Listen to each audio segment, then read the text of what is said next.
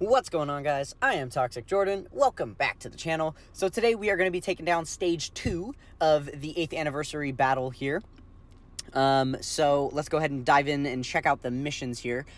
So the first mission is just to clear it. The second mission is to clear it without using any items. And then the third mission is to clear it with a unit of every typing on your team.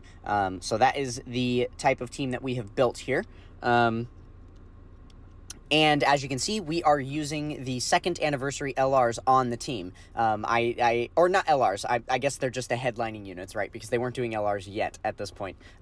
So yeah, we've got the STR Super Saiyan 4 Goku and the AGL Super Saiyan 4 Vegeta. Just as a fun nod to this being like an anniversary focused event, we're going to go ahead and take out you know, these two units as our enemies, so I figured we might as well make them battle themselves and put them on the team. So yeah, this is the GT Heroes build that we've got. Let's go ahead and jump in and see if we can get this stage taken down. I don't imagine that we are going to have much difficulty, considering we're using a 200% team at such an early stage in this. I imagine that this is going to start ramping up a lot more around stage 6, 7, 8, but I really am not expecting too much from these lower stages.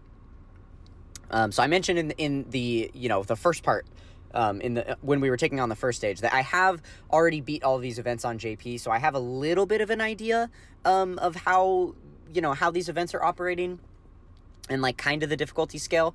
But it has been quite a few months, and I only really beat them just to, you know, get the missions done, and I've never really touched them since. So I'm not like super well versed in what to expect here. And there's also a lot of special effects and things that are going to be thrown out throughout the battles, which I forgot to check on the first battle, and then I yet again forgot to check here to see if there were any type of special effects we were going to have to worry about from these enemies.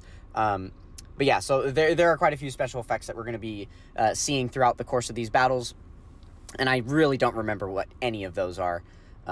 So part of me just kind of wants to go in blind and just see how many of these we can take down without any information. I have built all of my teams blind. I didn't like look into the typing of the characters or anything like that, or consider that even.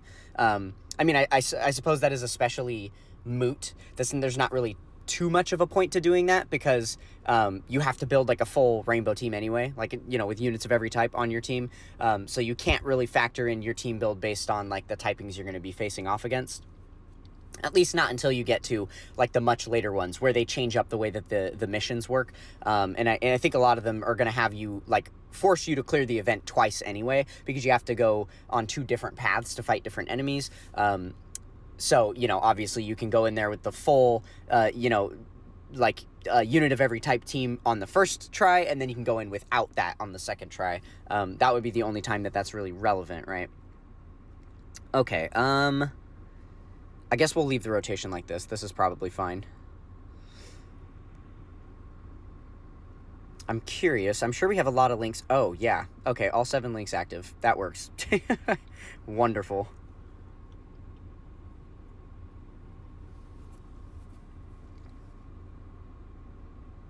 It's kind of too bad that the Super Saiyan 4 Goku has type disadvantage here, because this is probably going to be a very impressive turn for him. Barring he gets to attack, right? I don't really know what to expect here as far as how much damage he's going to take from this. Okay, yeah, he should be able to attack perfectly fine. I think the only way we one-shot that with the LR Super Saiyan 4s was like a triple crit, triple super turn type thing. Which we did get the triple super, but no critical hits, unfortunately. Guess we didn't select enough rainbow key spheres. My bad, my bad.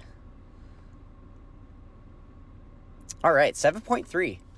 That's definitely higher than I remember. You know, the 2nd anniversary LRs were some of the first. There was kind of a power creep going on at the moment when they had gotten their easy A's. When, you know, they were the inception of like the 120% units getting easy A's. Back when they were still easy-ing every Dokkan Fest in a linear fashion from when they had released. Which is something that they did all the way through the 120 meta, and then they just kind of threw that out the window with category leaders, right?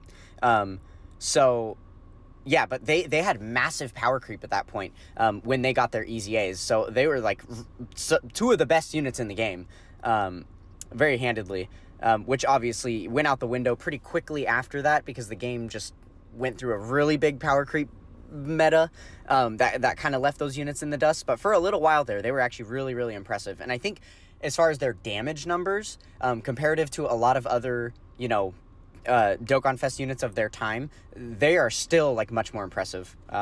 So if you factor in that and the fact that they still have that 30% chance to, nullify and counter, they could still definitely be used in real events to this day. It's just hard because they're being outclassed by the LR versions of themselves, which are definitely better, right? So there we go. That was the 2nd anniversary stage cleared. We got all our missions done there. Very, very good stuff.